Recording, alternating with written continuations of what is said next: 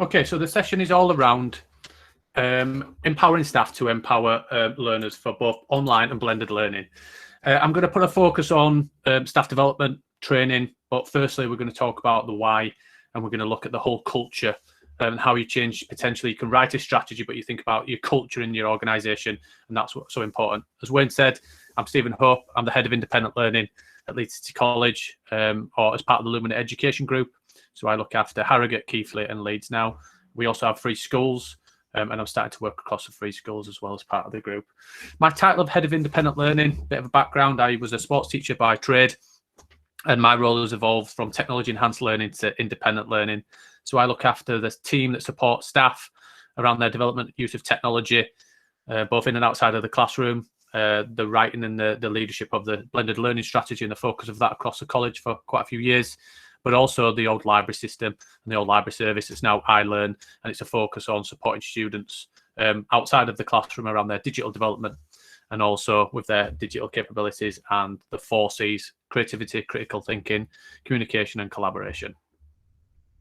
So the colleges, if you're not aware, Leeds City College is one of the largest further education colleges and institutions in the country. It has more than 20,000 students that we have registered each year, and one of the largest providers of apprenticeships regionally as well. The college is part of the Lumina Education Group, as I've said. It includes the college, it includes Keighley, Harrogate, it includes Leeds Sixth Form, the University Centre, Leeds College of Music as it was, but now Leeds Conservatoire, and the White Rose Academy Trust. And my responsibility in terms of the staff is I look after 1,500 staff and support their development, and around 850 teaching staff around their development of using technology, digital capabilities and confidence around that theme. So I always like to think in terms of my team, the whole journey and the why really. So what I'm really interested to find out in terms of everybody that's on the call is what's your why? So before we even start to kick off, what I'd like to think about is, what is your why? So if you could head over to slido.com and follow that code. So slido.com, as it says on the slide, and the code is on there. And what I want you to do is put in, what is your why? Why do you work in education? Why did you join education? And why are you still in it? So a couple of words on there, and then I'll start seeing a picture appear on the screen. So if you could do that, if there's any issues, bob them into the chat for me, and I'll try and resolve those quickly.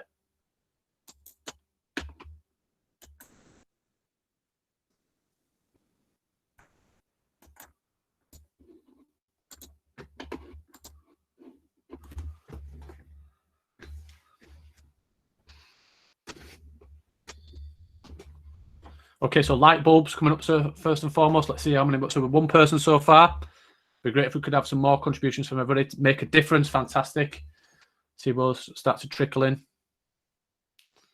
to help children. Yeah, fantastic.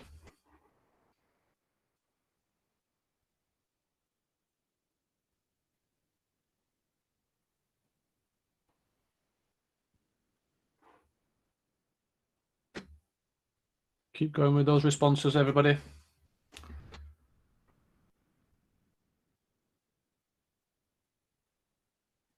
By accident. So that's an interesting one. So you started in education by accident, or are you still in education by accident? That's an interesting one.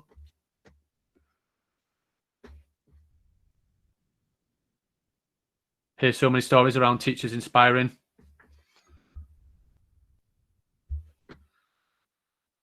And it was a job. Okay, but there are so many. That's an interesting one, and it's not the first time I've heard that. It was a job.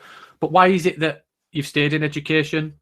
And also there are so many different jobs out there that actually when you start to work it per hour, really, there must be something that's keeping you education, because everybody says that it's not a value service and everything else. Why is it, if it's just a job, that you've chose education? It always interests me.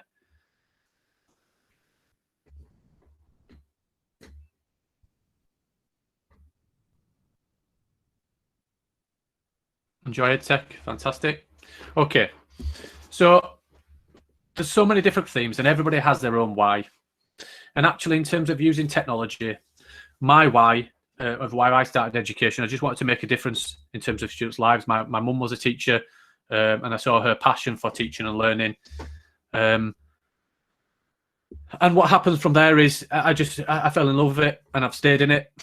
And my role as I've evolved from teaching and learning into head of independent learning has evolved.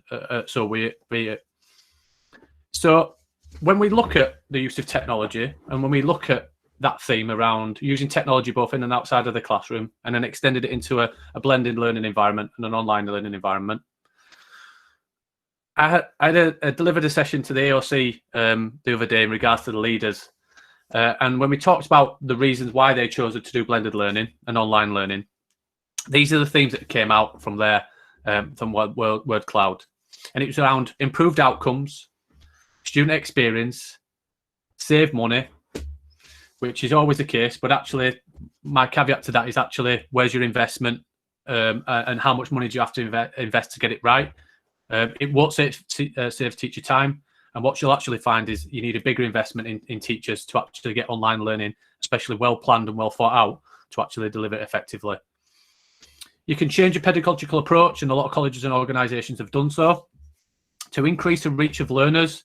Totally get it, that actually what we're finding across the colleges as a response to COVID, a lot of people are wanting flexible learning, and we're having cohorts of people that are accessing learning online that have never been into the Leeds region. So we're having a lot of learners accessing learning and joining and signing up to the college from Manchester and further afield. And also to reduce teacher workload, that actually you might front load and you might plan. But what's really, really key is that by using technology, that you can become more efficient, that actually you can save the mundane tasks in terms of admin, and by actually saving the times in terms of clicks, in terms of seconds and minutes, that they add up to hours over a year. So when we started, and I'm going to talk about our journey so far, and again, let me just reiterate, this is not me telling you how to do it. This is me just sharing our story, and hopefully some of the examples of what we've done might resonate, so you can magnify those ideas and take them back to the context of your organisation. But when we started the journey in 2015, we looked at this whole phraseology that teachers needed to dispel the myth that technology won't replace teachers, and actually technology in the hands of a teacher that's ineffective will not actually enhance. It's only teachers that are doing outstanding work that actually, when they use technology, they will replace the teachers that don't. And that's what we always have a conversation with in terms of our teachers, that how we can use it to infuse, to engage, to extend learning, and to increase accessibility for our learners across the colleges. I'm going to just ask the audience a little bit in terms of the chat bot. So just in terms of the chat box here, what does this picture symbolize to you? What does it mean to you?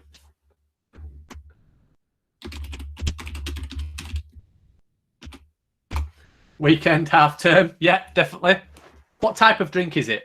Does anybody know?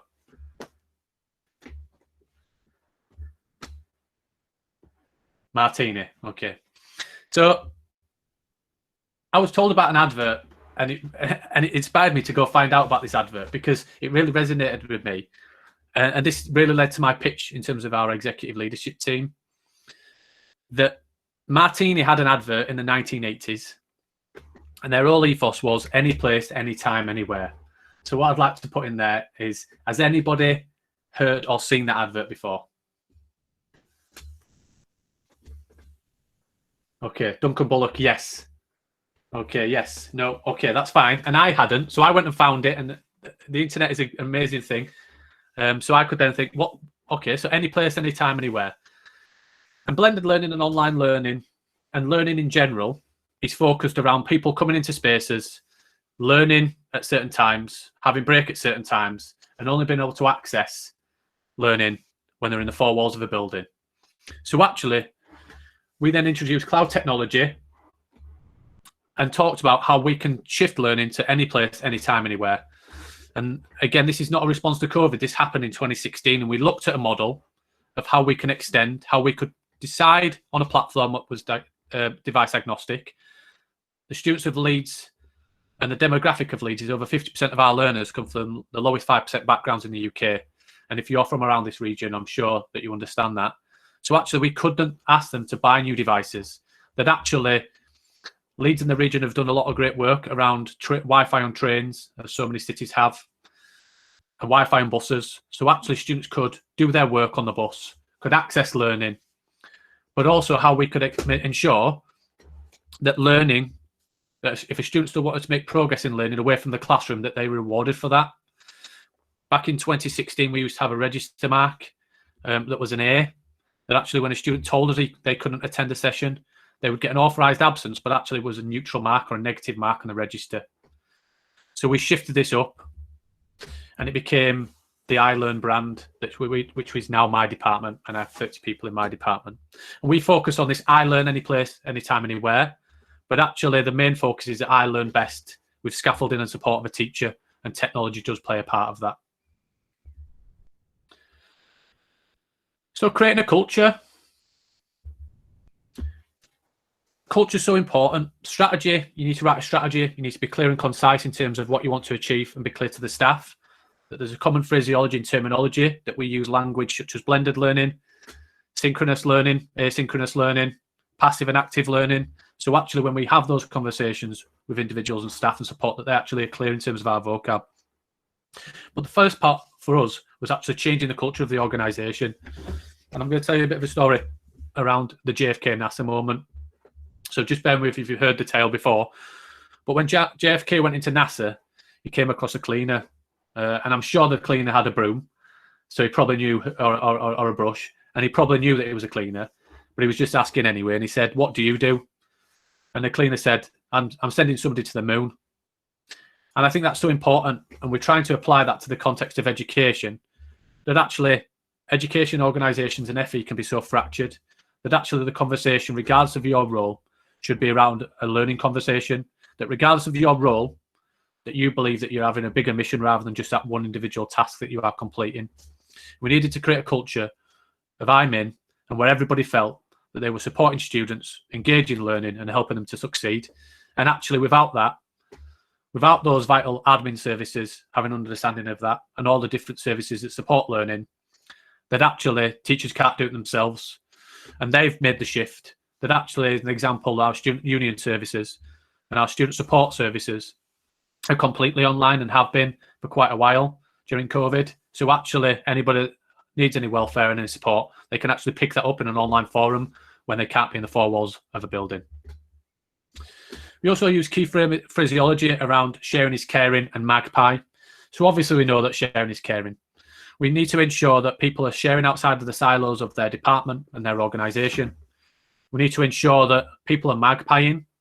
So they're listening to other people's ideas, they're stealing them, and they're taking them back to the context of their nest and applying to the context of their learners, which is so important. And when I say steal, obviously you're going to get the authorization of the person who's shared it with you to do that. But actually we spend such a long time reinventing the wheel and wasting time on that. So we need to refocus and make sure that we were sharing best practice across our organisation consistently and giving staff time to do that. Technologies are not a magic wand, and just enforcing the use of technology, so say we're all going to use Microsoft Teams or Google, won't work. That actually need to build and invest in a mechanism of staff training, support, guidance and need. And this is one of our big investments across the college, that we spend an awful amount of money hiring the best staff who can support. So training teachers who work in my department as advanced practitioners, that work 1 day a week as part of their role, and then 4 days a week they are mentoring and coaching and training other staff to support that mechanism. Because without that, the confidence doesn't, and who's there to pick them up when something goes wrong. Let's see how we get on with this one, because across changing culture across an organisation and trying to shift staff and convert staff to using technology and different ways of learning, it's not about technology. It could be the fact that they've been teaching for 15, 20 years. That actually we have 4 phases of change, and these are our staff body. And research shows us there's normally 4 phases of change. That you'll always have those staff that are navigators, those who feel empowered. You might be the ones on the call. That actually normally, if a member of staff said to you, and you're a teacher, we're going to get rid of your classroom and you're going to go teach in the car park, you'd be like, hell yeah, I'm up for it. Because you're just the navigators who feel empowered to do the best. For whatever reason. But actually, that's only 25% of our demographic as staff. We have to consider that regardless of the changes and the reason why we're making it, that there'll be also 3 other phases of change. You'll have the critics, those who oppose. You'll have the victims who panic and feel like it's been done to them. And you'll also have the bystander who actually in a meeting, they nod their head but actually don't want to influence, and they're the last and the hardest ones to change. So the reason I mention it is the way that we train and support these staff is very, very different. That getting a group of 20 critics together is a very challenging session, and at times it has to be done. But actually what we find is in small working groups, and by coaching one-to-one and mentoring one-to-one, that the critics actually break down the barriers and have an understanding that it's not being done to them, but it's being done with them. And we can support that through a coaching conversation on a regular basis. The navigators are fine. The navigators will go to group sessions, and they're the ones that you'll absolutely really love. But the fact is, if we're only aiming our training and our development and our support to 25% of our demographic, then actually we're missing 75% of our learners. And some of our learners could be missing out on an experience and getting a bad experience, which is just not good enough for us. So what we did, we had a new CEO called Colin Booth that came in 2016, and we changed our business model. So previously, I don't know what it's like in your organisation, departments just said, I need 10 classrooms, I need 12 classrooms this year, and room utilisation wasn't great. So what we then started to look at was, actually, departments should really pay for the classrooms of what they actually need and see whether that improves room utilisation. And that was really interesting because a lot of departments, such as sport, went from 12 classrooms to 10 pretty quickly because they actually only wanted and needed 10. And now they were paying for it. They were more inclined to actually really plan their timetables more effectively. But what that freed us up to do was to create independent learning spaces, hubs and Chrome zones across the college. And we started on a project with 9. So the project started in 2016, where we looked at our maths and English model, and we were just not delivering the way it needed to be delivered. So we really started to think about how we could evolve maths and English.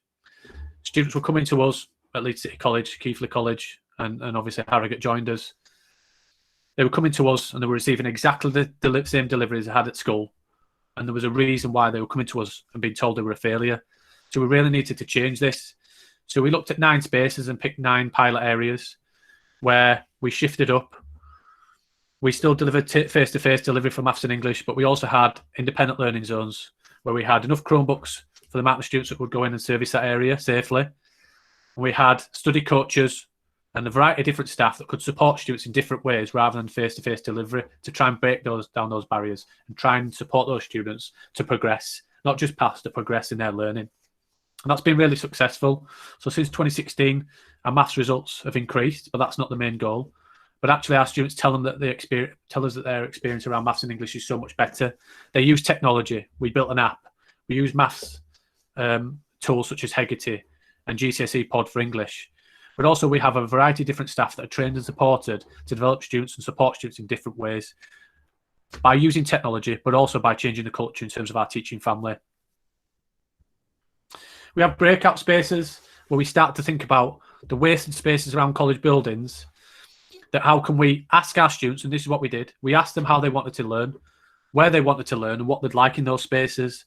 So we bought enough Chromebooks that would just service those. In some spaces, there's flexible furniture with some comfy seating, some stools, some chairs, and some spaces, depending on the campus, especially for our dance and performing arts students, they said, we just like beanbags just to sit on and just crack on for 15 minutes. And that was fine too, because 15 minutes in learning can be so important away from the classroom and they can make progress.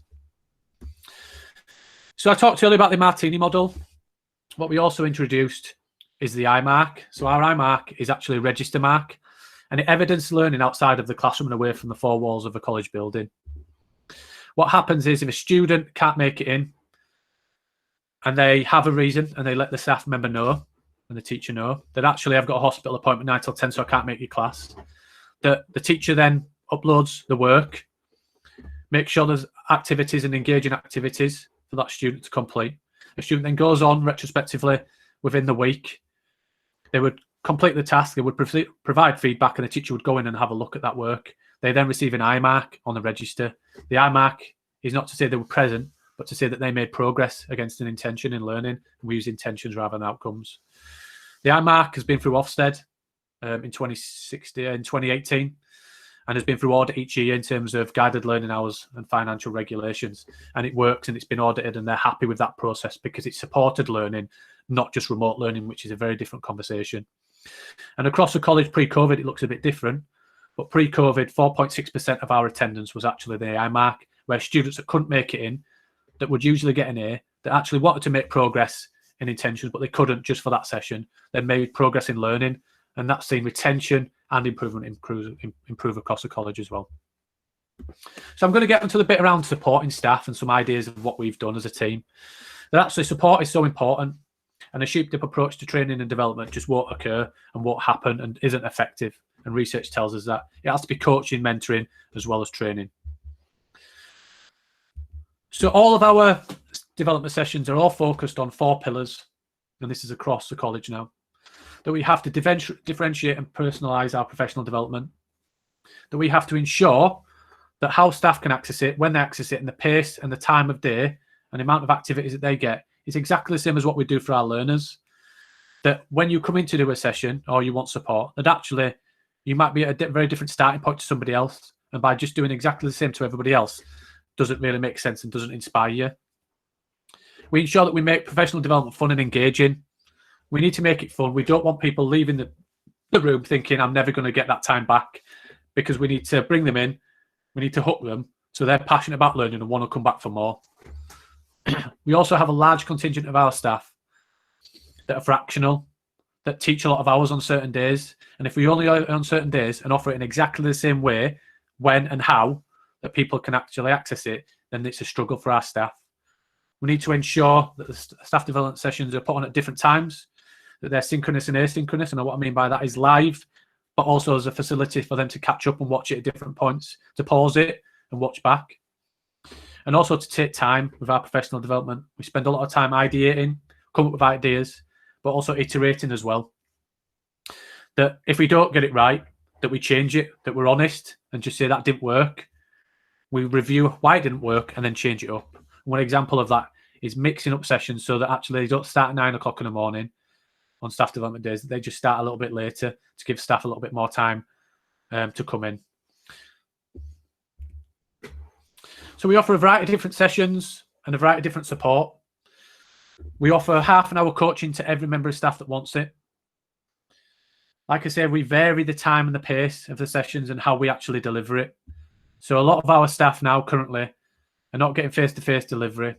They're getting online delivery that is live at that time, is recorded, and then the staff can watch it back on YouTube or via the Google site that we've created for them. We also have some real quick wins in terms of show and tell and micro-teach sessions where we show them technology to enhance their learning, both in and outside of the classroom, and real easy ways that they can do that. But then through the micro-teach session, we show them real teacher practice of actually how they can take that technology and apply it to a lot of the staff. I think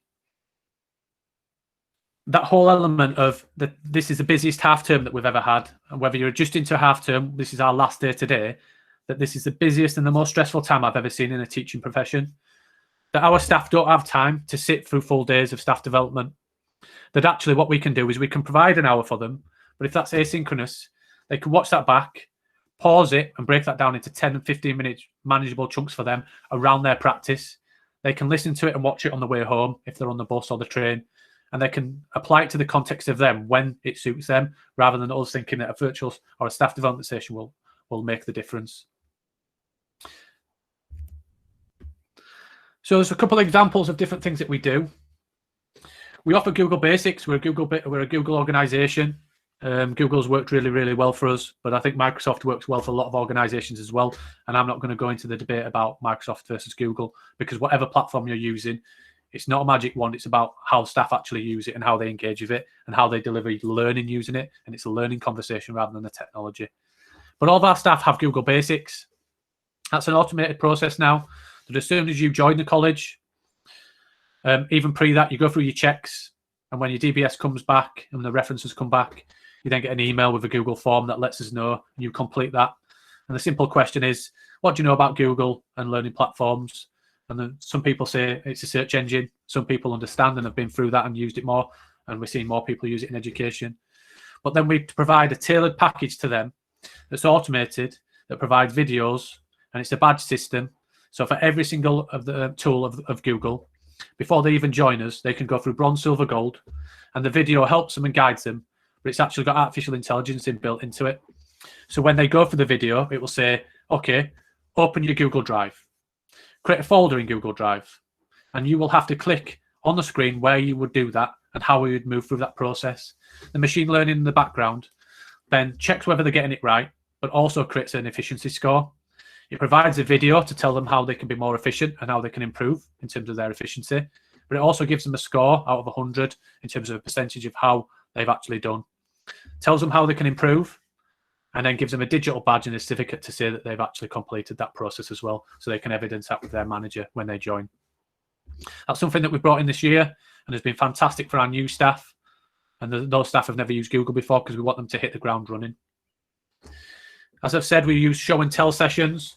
This is more technology focused, where we show them Edpuzzle, Flipgrid, Google Meet, Google Classroom quickly for 10 minutes, show and tell elements and say, have you just tried this? Have you thought about this in terms of your practice?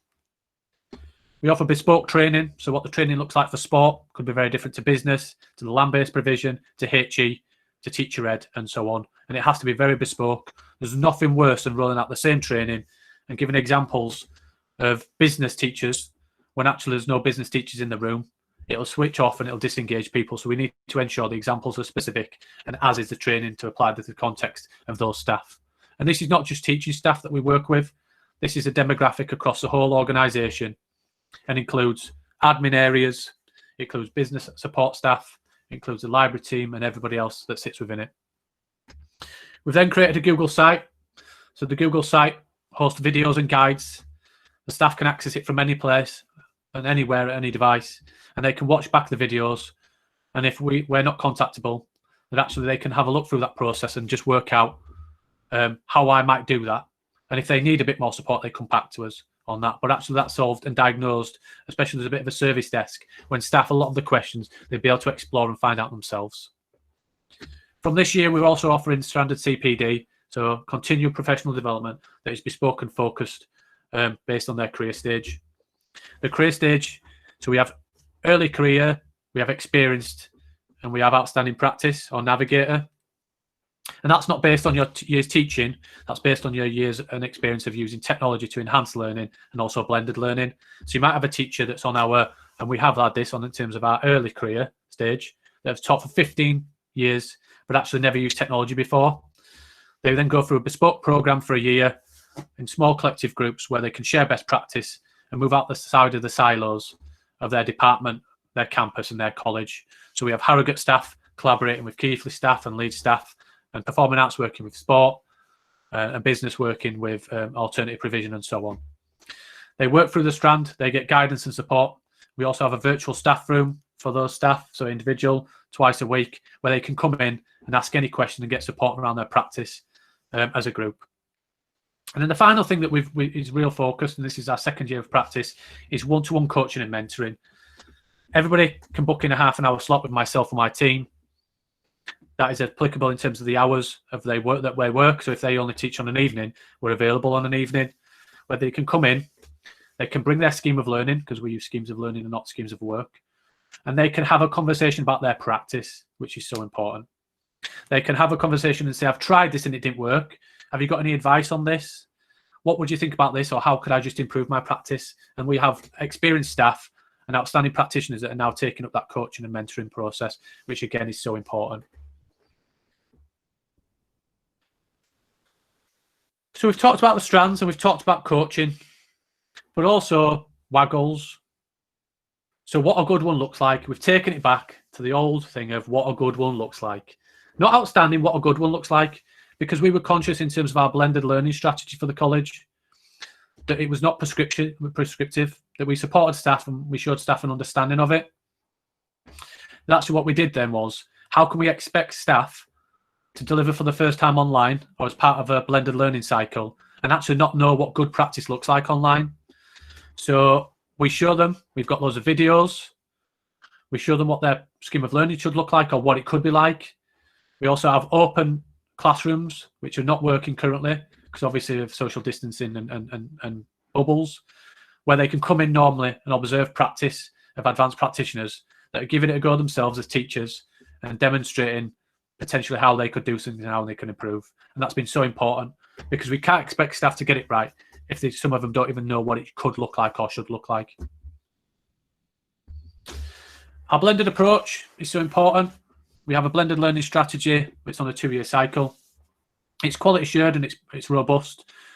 And it was really interesting to hear, if anybody did put it in the chat, Matt O'Leary talk about blended and online learning at the AOC conference on Tuesday and Wednesday. What Matt talked about is quality assurance and quality improvement. And I think as an organisation, we're a big believer in terms of quality improvement. The quality assurance needs to be robust and it needs to be important. And we're making sure that we've checked and balanced that the experience that our learners is getting is outstanding. And we'd be happy with that if we sent our children there into that class. But what we also got to give is provide staff space to take risks, to try new things, to fail, and just to give it a go. And actually, I'm hearing a lot of organisations across the country, they're putting a stick in place to beat some staff with, to put checks in place where they're going in and observing right from the bat. And so far, there's been no observations for the college. We've done virtual learning walks and support mechanisms. But I think we need to trust our staff to help them improve with the freedom to do that. What we don't want them to do is cultivate their crop. We don't want them to tell them what outstanding practice looks like in a classroom or online. What we want them to do is have the freedom so they guide themselves, take on the ownership of it. They're supported through it. But also they have the understanding of the outstanding practice, what it looks like for them might be very, very different to the person next to them in the classroom and the context of their learners. And that's really important too.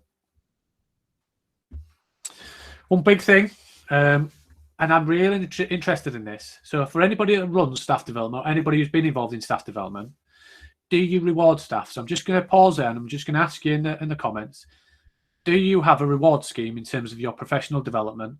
And do you reward staff in different ways? Put in if you do or you don't. And also, what do you do to reward them if they attend professional development and learn those different sessions?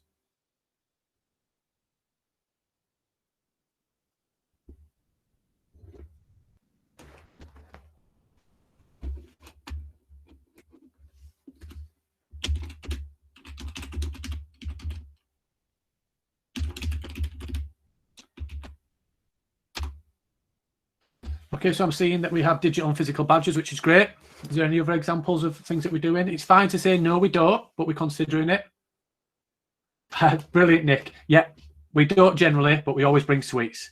Sweets, cakes, buns go a long, long way, don't they? Especially on a Friday, just before half term or at the end of the day. Anything else? Anybody else?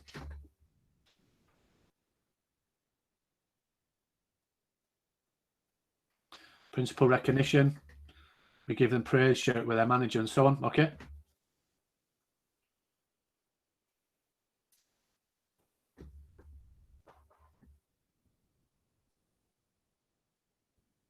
Anybody else? For anybody else?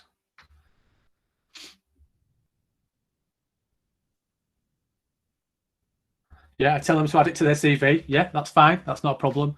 So what we do is, in terms of our college and our college group, that we, each year, we take a vote based on the staff that are around them. They can't vote for themselves. We did have a couple of staff that tried voting for themselves. I'm not going to name names because I think there's some people on the call that might know them. So there's always those interesting people that do that. But actually, we then talk about those people that think have gone outstanding in terms of the practice. They've learned and they've shared and they've mentored and helped people beyond their role. What we then do is we pay for a trip once a year down to London. So we take them down on the train. We then have a visit around Google. We're lucky enough to work with our partners at Google to do that, but other organizations, I know Facebook and Microsoft do it as well. But we take them into Google. We show them the spaces. We talk about learning and how different ways of learning. And then we just let them have a couple of hours around London if they want it. They can go to the pub. They can go for a bite to eat. Just a bit of a space away from their normal teaching practice. Doesn't cost a year for me, and I pay for that out of my budget.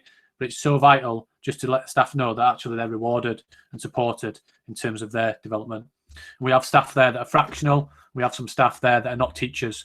We have on the picture on the left-hand side some staff from HR that also went through that process as well. Reward and sharing it with their managers is so important. So we consistently tell their managers when they're doing it well. We don't tell when people haven't engaged because that's their decision.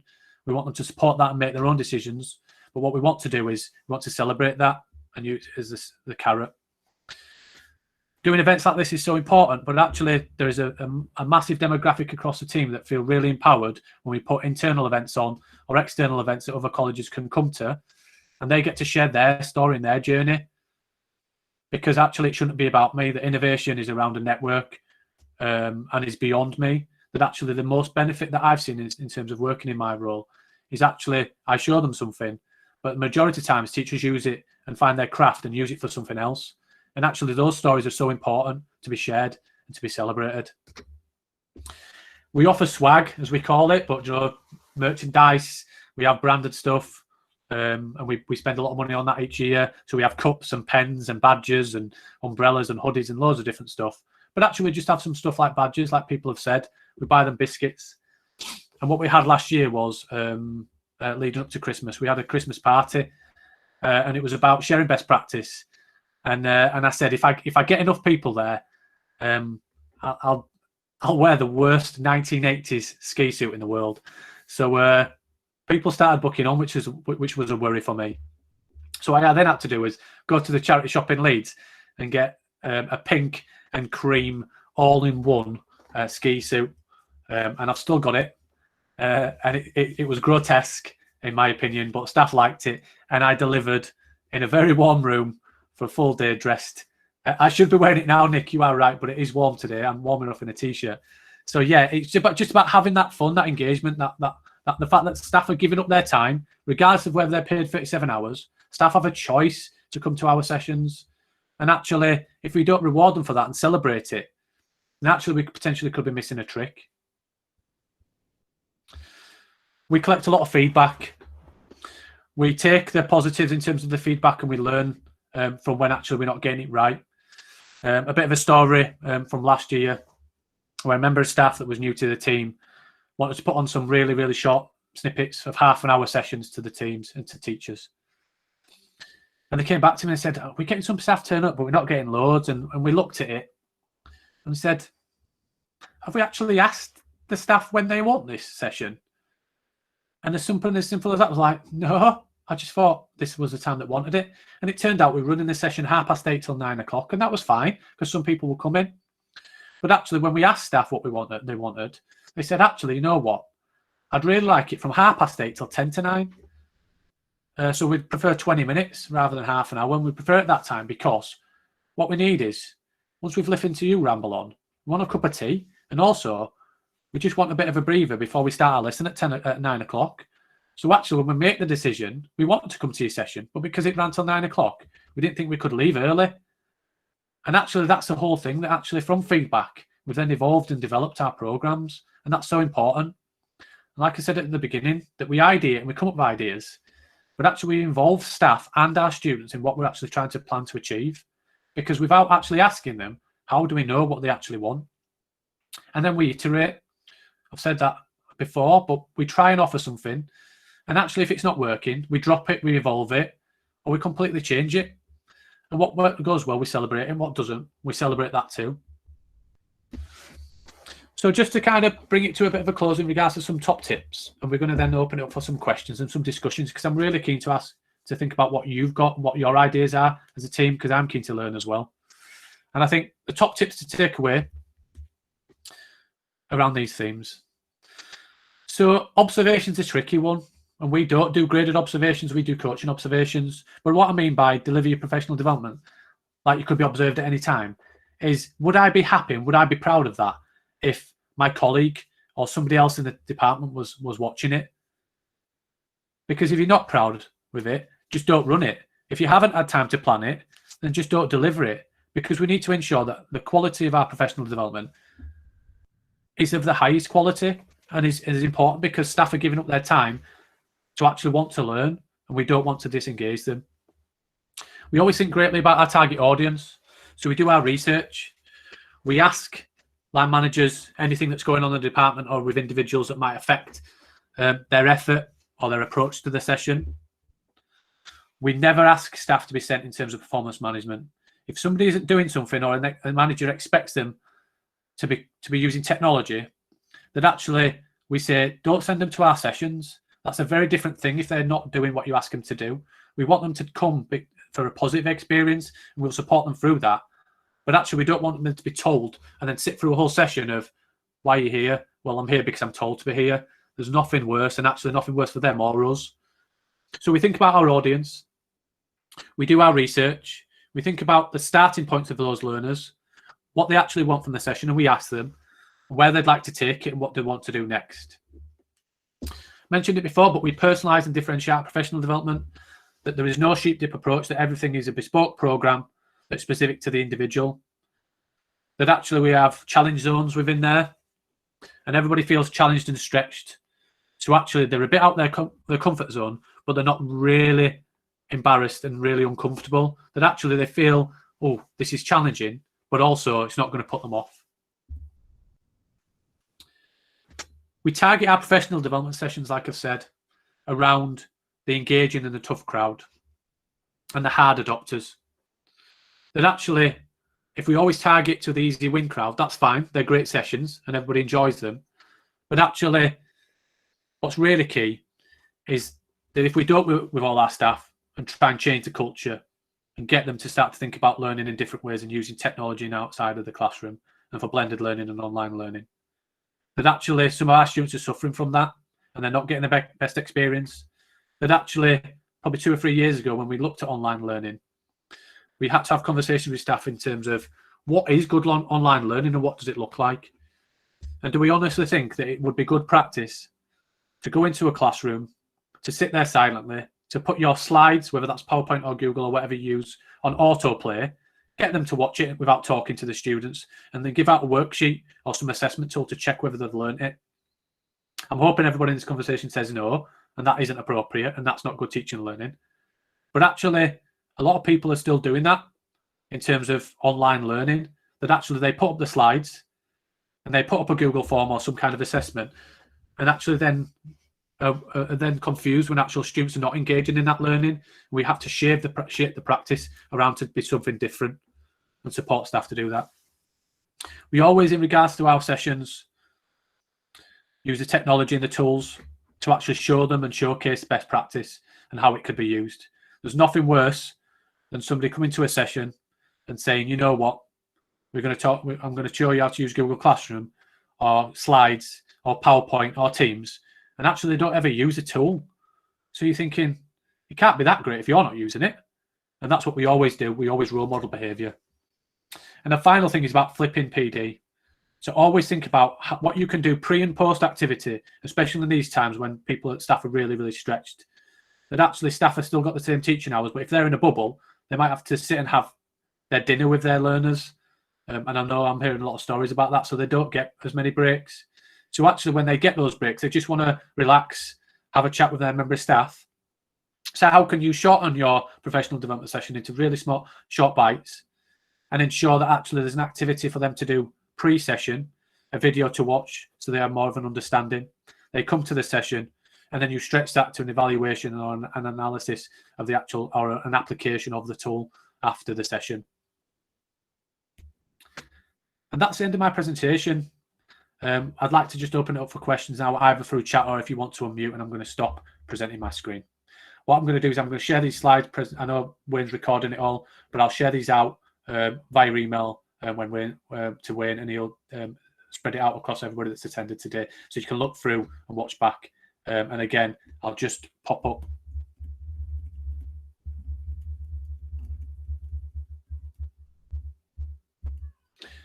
my Twitter. So I'm active on Twitter. Feel free to follow me and ask any questions on there as well in an open forum. But thank you very much.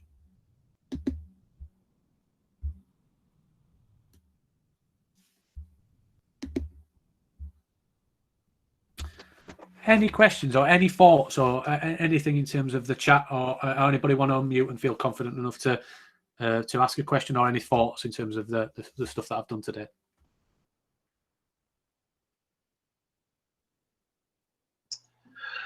Hi, Steve. It's Duncan. Hi, Duncan. Hi, Steve. I'm working with a department who are really, really low level in terms of delivering online learning, and not a lot of confidence and some of those behaviours you're saying about, the panickers, etc. Have you dealt with those in your college setting, and how did you start those conversations and get them engaged? Yeah, I think we broke it down. So if for example, if Duncan, you were at our organisation, and I know I've worked with you before, Duncan, so I've known you a long time. In terms of, right, I'd have a conversation with you as a manager. We'd then say, well, actually, what do we need? We'd then ask staff to do a bit of a diagnostic in terms of what they think they need. And then what we'd do is we'd start to think about how we break that down.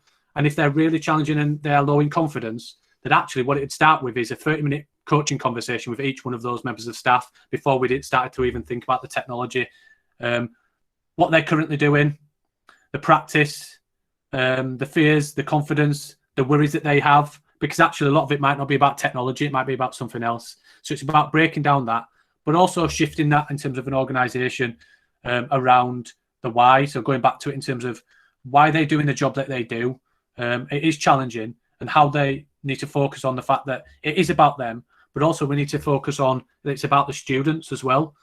And if they're not prepared to evolve and everything else and be supported to change, then actually through that mechanism, it's a very different conversation. And we've had staff that have been supported and made massive strides and changes, but we've also had staff that just said, you know what, I'd just like to be in a classroom and just teach from the front, and I don't think Leeds City College is for me anymore, and that's fine too.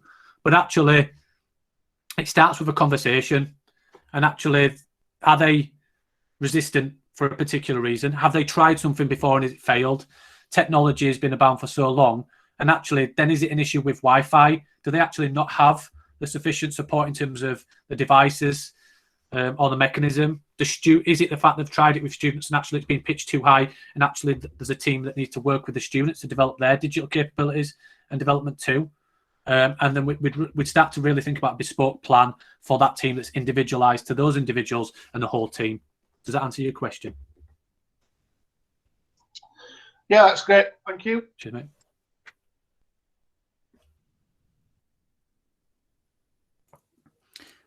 I'll jump in here, Steve. Yep. And I'll just say about all the way through here, like a stick of rock, you've got coaching and mentoring and risk taking all the way through your ethos, if you like.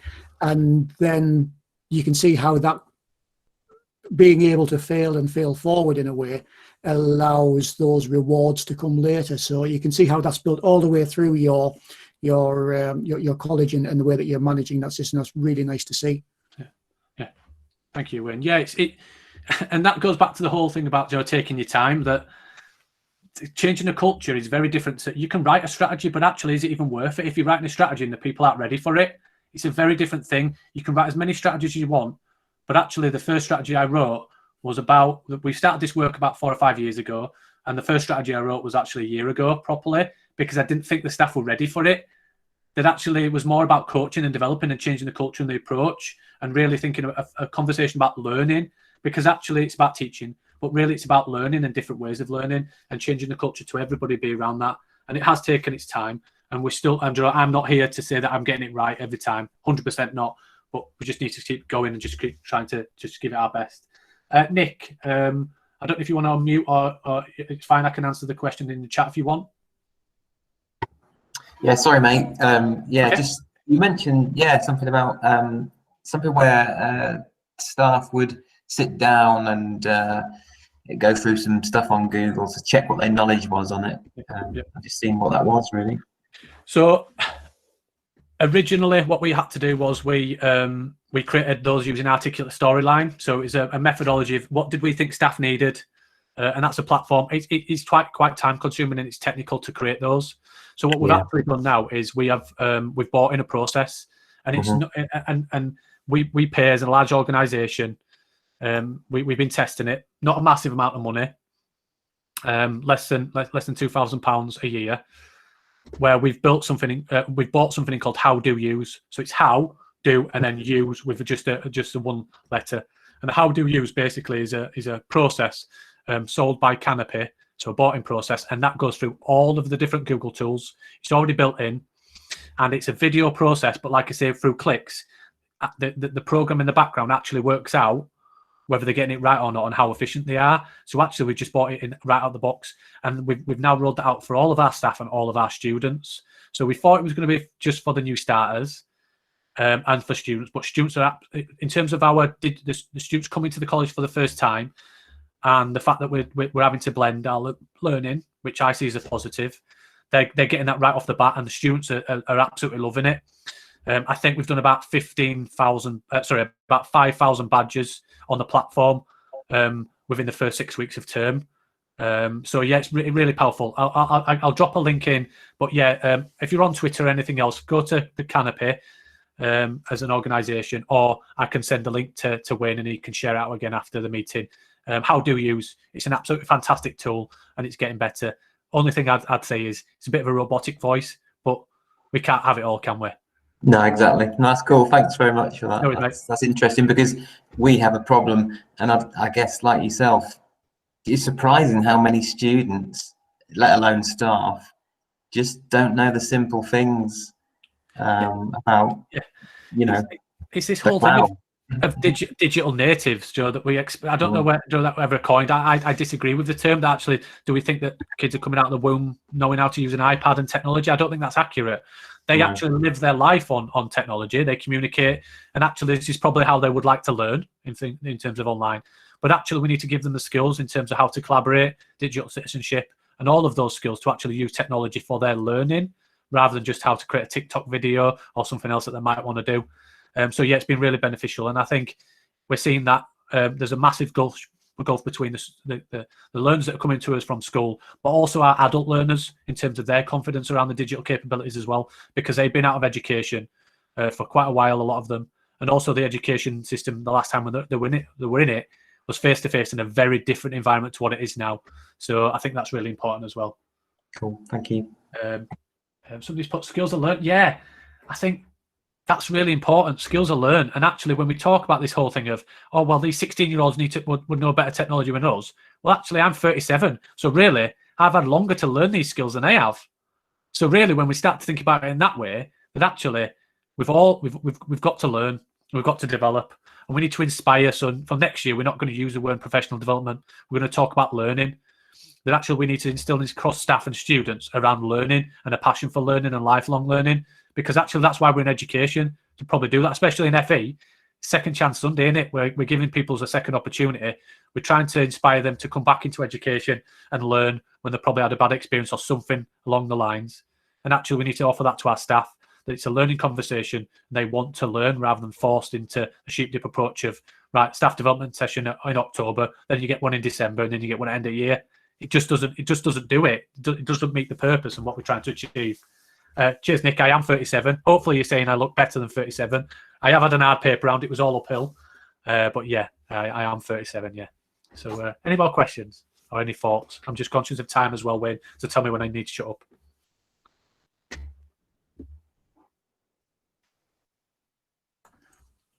I think that's a natural break now, I think. Yeah, perfect. Thanks very much, Steve. Thanks very much. Again, lots of passion, lots of drive and enthusiasm there, which obviously we need in this sector, isn't it? That drive and that enthusiasm and that vigor, really. If you don't mind me just saying, just the last thing, Wayne, that obviously normally I know there's the EdTech demonstrator, and Wayne is part of that, and that's fantastic. But if you're interested, and obviously do you want to reach out to us, we'd love to collaborate. I know there's people from Barnsley and some other people on the call, but also beyond that, we support, as Wayne said, where come down and have a conversation with us. It's not a charge service, it's not a paid service. We just want to collaborate. That actually, I talk about it a long time, we're not Man City versus Manchester United. That actually we're not trying to win the league in education in terms of organisations. League tables need to go. That actually we need to do it for the benefit of our learners. And actually, if we can learn and not reinvent the wheel each time, I think we'll be in a better place for it. So yeah, thank you very much for inviting me, Wayne. No problem. No problem. See you soon, everybody. Bye. Okay, thanks very much, Steve. Thanks very much for turning up. And we've got our last two sessions starting in 5 minutes, so one after the other. I hope to see you at those soon.